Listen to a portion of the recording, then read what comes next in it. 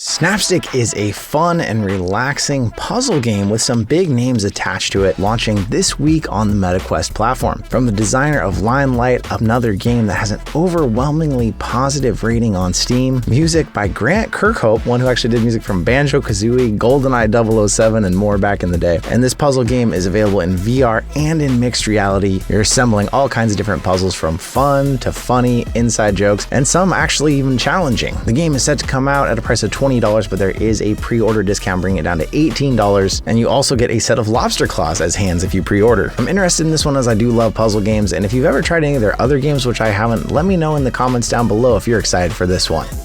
Exploding Kittens is the wildly popular card game that has fans laughing, noping each other's moves, and trying not to explode the entire time they're playing. And now for the first time ever, we're going to be playing it in VR. This is going to be the card game, but not only that, there's extra mini games, a social hub, you've got bombs right in front of you you're trying to defuse, adding a whole other layer to the card game. This will be interesting to see how this is received by people who are fans of the card game, but for me personally, this is a day one purchase. The humor in the game and the way it looks like they're going to be utilizing it in VR looks like it's going to be really awesome. In a game that at first glance kind of looks like it's just another Horizon Worlds scary world, You Can't Scare Me is coming out in VR soon. This advertises itself as a multiplayer VR haunted house game where you're either scaring friends or getting scared by your friends. It advertises not only multiplayer but single player mode against the computer, party mode where you pass around and scare people, with over 50 traps, 8 costumes, and 8 freaky levels. Unfortunately, so far it's only a wishlist option. We don't have a price on it. By the look of it, hopefully it comes out at a low price, but who knows, maybe this will be some hidden gem that completely surprises people just in time for Halloween.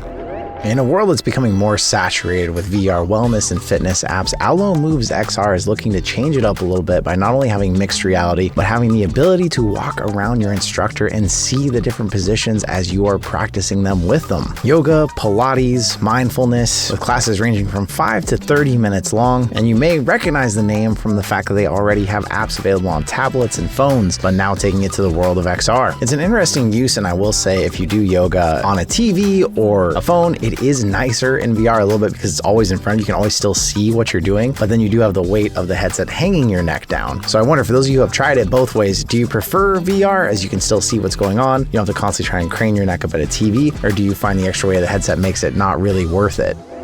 Metamorphosis is set to launch on October 10th, and this is one that's been on my list for a while, as it's inspired by the novella The Metamorphosis by Franz Kafka. This Kafkaesque game puts you in a salesman's body that has been transformed into a cockroach. This is an adventure platformer with all kinds of things to do, from dancing in the nightclub to delving into the world of organized crime, dodging the hands of the humans above you. This one has a really unique art style and looks like it could be something really awesome. It does advertise itself as an interactive story as opposed to just a game, but this is one I've been waiting for since the first time I heard about it.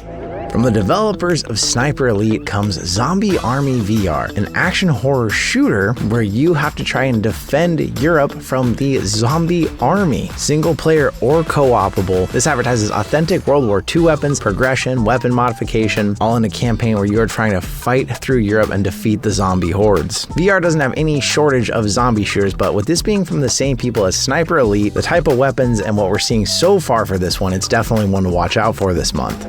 Also looking to launch in time for Halloween, Another Door Escape Room is an escape room with horror elements all baked into it, with different unsettling environments, and each environment has its own story and creepy challenges. The game even has online co-op with different hidden collectibles to find throughout it, and with up to 4-player co-op, the game advertises that every adventure feels different and can be played again and again, although we'll see if that part holds true for something like an escape room. I find games like that are really awesome the first time, but don't always have the mileage to continue being played. Just Dance is one of the most well-known dance game platforms and has sold millions of copies worldwide, and finally this month it is coming over to VR. Just Dance VR, Welcome to Dance City, is just like the regular dance game, except you are dropped into a social hub with different billboards on the wall around you, where you can choose from different songs to play and dance using the headset's built-in tracking. And I actually got to try this briefly at MetaConnect, and I've got to say, as someone who's a big fan of the original games, it feels just like it while you're dancing, and this enables you to be able to play with people all around the world, although so unfortunately you might miss the fun that you have when you have friends side by side while you're all trying to do the dance moves together. With that though, it seems like a great addition to the world of VR with some new elements like the social features, collectibles, and then you can play with up to 6 players, but you can meet up to 18 at a time in the social hub. Just Dance fans out there, are you going to buy the VR one or are you going to stick to playing with friends locally? Arizona Sunshine for years has been one of the most popular VR games. At arcades, people always want to play it, especially because you can play up to 4-player horde mode together. And now it is the first VR game to get an official remake. As VR is starting to age a little bit older, we're getting some remakes of the classics, and Arizona Sunshine is coming out October 17th, fully redesigned for the modern age of VR. Better VR graphics, better weapon mechanics, better dismemberment of the zombies, but still the original core gameplay. And the new edition includes all of the original DLC. What do you think? Is VR old enough for us to start getting remakes of the original games? Having played a little bit of this at Gamescom myself, it does feel like it's being brought back, although I wonder if nostalgia is playing a part in me enjoying it, or will it still stand on its own legs at this point? Starship Troopers is finally making its way over to VR with its first ever VR game this month, set 25 years since the original Battle of Klendathu, and the first movie if you're someone who keeps up with the movies, although if you watched any of the following sequels, I doubt any of those actually play into this game. But this is trying to give you the full battle experience with up to 16-player co-op. The game's set to release on October 17th for MetaQuest, 31st for PlayStation VR 2, and is the first time you're going to officially get into the Starship Troopers universe in VR.